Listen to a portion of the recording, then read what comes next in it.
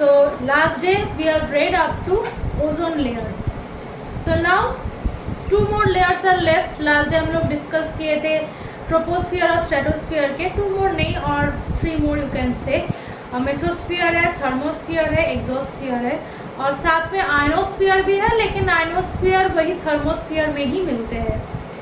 Now see mesosphere. Mesosphere में क्या क्या होते हैं? It extends from stratopause to almost 85 kilometre above the surface of earth. तो आज से 85 किलोमीटर ऊपर में है mesosphere. Temperature falls from the increase in altitude and can reach as low as 120 degree Celsius. अच्छा, पहला जो पॉइंट बोले उसमें क्या बोले? 85 kilometre above the surface of the earth. Stratopause to almost 85 kilometre, मतलब मार्किंग होते हैं स्ट्रेटोपॉज से 85 किलोमीटर ऊपर में है मेसोस्फियर. अब आ रहे टेम्परेचर. टेम्परेचर यहाँ पे कम हो जाते हैं जितना ऊपर चढ़ते हैं. It can be as low as -120 degree Celsius. Now ice clouds और frozen water vapor, they are found here. Meteoroids burn up in this layer. Meteoroids burn up हो जाते हैं. They appear to us as bright flashes of light. सिर्फ bright flashes की तरह, bright flash की तरह सिर्फ दिखाई देते हैं, जिसको हम लोग शूटिंग स्टार या फिर टूटता हुआ तारा बोलते हैं. This layer conducts electricity and reflects radio waves. इस layer में इलेक्ट्रिसिटी और रेडियो वेव्स भी मिलते हैं. The boundary between the mesosphere and thermosphere. Mesosphere और थर्मोस्फियर के बीच में होते हैं मेसोपोल्स. नेक्स्ट पॉइंट आ रहा है thermosphere. It extends from the mesopause to 690 kilometre. अब आ रहे हैं मेसोपोल्स से 690 किलोमीटर के ऊपर में है thermosphere. Above the surface of the earth, gases like hydrogen, helium यहाँ पे मिलते हैं. Temperature rises in this layer and can go as high as 1500 degree Celsius. तो टेम्परेचर राइज करके 1500 डिग्री सेल्सियस तक पहुँच सकते हैं. This is because it absorbs a large amount of solar radiation. तो ये absorb करते हैं large amount of solar radiation. The boundary between thermosphere and the exosphere. तो thermosphere और exosphere के बीच का जो boundary है, it is called thermopause. Now exosphere. Exosphere क्या है? It's the outermost layer of the atmosphere. ये सबसे topmost layer है. उसके बाद space है. So it consists mainly hydrogen. इसमें सिर्फ hydrogen है. Ionosphere क्या है? A zone of electrically charged air. जहाँ पे electrically charged air है, जिसको बोलते हैं ionosphere. ये present होते हैं upper atmosphere में. Extend from the top half of the mesosphere. Mesosphere के एकदम top portion से लेके to the lower part of the exosphere. Exosphere के lower part तक. Here the molecules of air are broken and up into tiny charged light called auroras. तो यहाँ पे broken हो जाते हैं tiny particles ions में और natural display of colored lights. और यहाँ पे natural display होते हैं colored light के, जिसको बोलते हैं auroras. तो ये दोनों साइड पे ही मिलते हैं. दोनों साइड मतलब दोनों हेमिस्फीयर में, northern hemisphere, southern hemisphere, both hemispheres में मिलते हैं. नॉर्दर्न हेमिस्फीयर में इसको बोलते हैं ऑरोरा बोरियोलिस और साउदर्न में बोलते हैं aurora australis. So occur in the part of the ionosphere that falls in this mesosphere, falls in this thermosphere and radio waves are also reflected here. यहाँ पे भी रेडियो वेव्स रिफ्लेक्ट होते हैं. अब आ रहे greenhouse effect and global warming. Greenhouse gases, they are the structures with glass roofs. Actually greenhouse क्या होते हैं? जो सारे कोल्ड कंट्रीज होते हैं वहाँ पे ग्रीन कलर के ग्लास हाउस होते हैं, मतलब ग्रीन कलर के ग्लास से बना हुआ हाउस होते हैं, जिसके अंदर प्लांट्स रखते हैं ताकि प्लांट्स उतना कोल्ड एटमॉस्फेयर में लिव नहीं कर पाते, इसीलिए उसको वो ग्रीन हाउसेस में रखते हैं, green glass house. Green house glass house का इम्पोर्टेंस क्या है, सिग्निफिकेंस क्या है? जब सन रेज पड़ते हैं तो ग्रीन ग्लासेस अब्जॉर्व करते हैं सन रेज को, लेकिन उसको रिफ्लेक्ट बैक नहीं करने देते, उसको बाहर निकालने नहीं देते, इसीलिए पूरा रूम गर्म रहता है और उस रूम में सारा प्लांट्स बहुत अच्छे से रह सकते हैं इस कोल्ड टेम्परेचर में. तो इसको बोलते हैं greenhouse. Greenhouse gases कौन कौन से हैं? Carbon dioxide, methane, chlorofluorocarbon, this are the greenhouse gases. Next आ रहा है हम लोग का ग्रीन हाउस इफेक्ट. अब ग्रीन हाउस तो समझ में आ गए, ग्रीन हाउस इफेक्ट क्या है? अगर ग्रीन कलर के ग्लास हाउस को हम लोग ट्रांसफर कर ले, इस अर्थ को अगर पकड़े कि ये ग्रीन हाउस है, तो इसमें सन रेज पड़ते हैं, तो सन रेज जैसे गिरते हैं, सारा दिन सन रेज मिलते हैं, सारा दिन मिलने के बाद जब सनसेट हो जाते हैं तो कुछ portion of the sun rays reflect back होते हैं स्पेस में, जिसको बोलते हैं terrestrial radiation.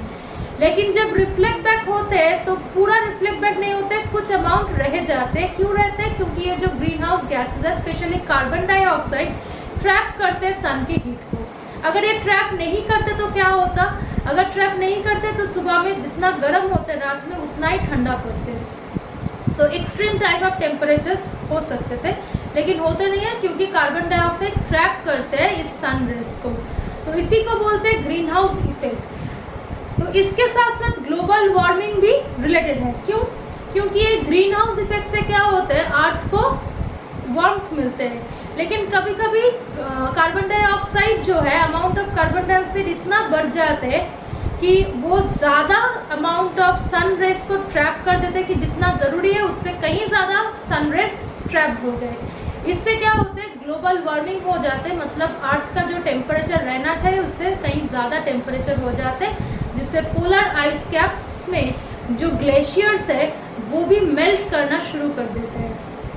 Now causes of global warming क्या है? Burning fossil fuels, the use of the fossil fuels in transport and for the generation of electricity. बहुत ज़्यादा फॉसिल फ्यूल्स हम लोग यूज़ करते हैं। ट्रांसपोर्ट में जो फॉसिल फ्यूल यूज़ करते हैं वो है पेट्रोल, डीजल, ये सारे। That increases the greenhouse gases in the atmosphere. Second are deforestation. Deforestation means cutting down of the trees. So forest absorb carbon dioxide from the atmosphere. Therefore, when trees are cut on large scale, the amount of carbon dioxide absorbed from the atmosphere it falls dramatically. तब अगर trees को ही काट दे तो carbon dioxide कौन absorb करेंगे? Fertilisers use क्या बोल रहे हैं? Heavy use of synthetic fertilisers in agriculture, it releases nitrous oxide. Nitrous oxide भी एक ग्रीन हाउस गैस है। राइस प्रोडक्शन क्या बोल रहे हैं? Recent studies have show that rice production it produces methane which is also greenhouse gas, and scientist are now working on creating low methane variant of rice. मतलब rice plant जैसे ही grow करेंगे तो methane release होंगे, लेकिन कम methane release हो ऐसा type के rice बनाना, राइस सीड्स बनाना वो लोग चाहते हैं। Waste, dumping large amounts of garbage in landfills and the improper treatment of sewage waste, it contribute to the rising atmosphere methane levels. So it rises the atmosphere methane levels, मतलब atmospheric जो methane levels है उसको rise कर देते हैं।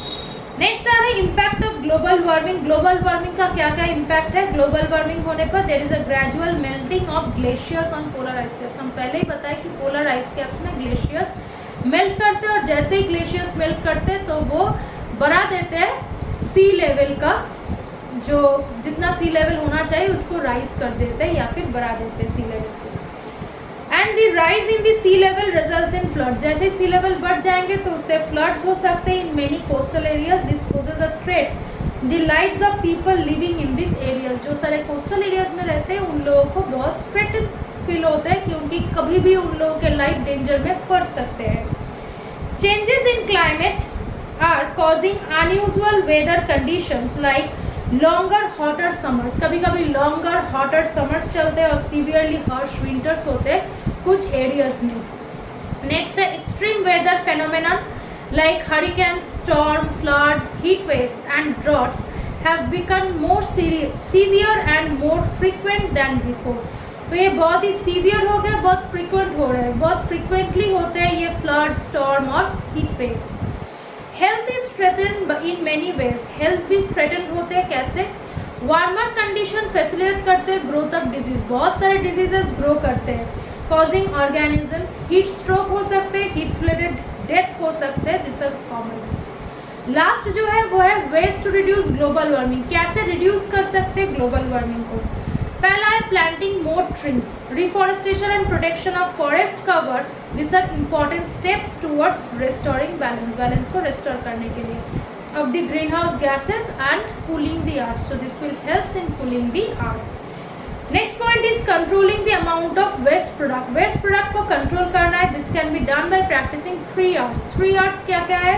Reduce, refuse and reduce, recycle and reuse, ये तीनों है, reduce, recycle and reuse. Now reducing fossil fuels emission, last point जो है वो फॉसिल फ्यूल्स को हम लोगों को कम यूज करना है।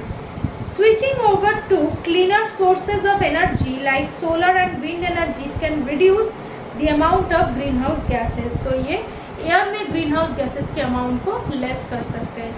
सो this is the end of your chapter. Thank you.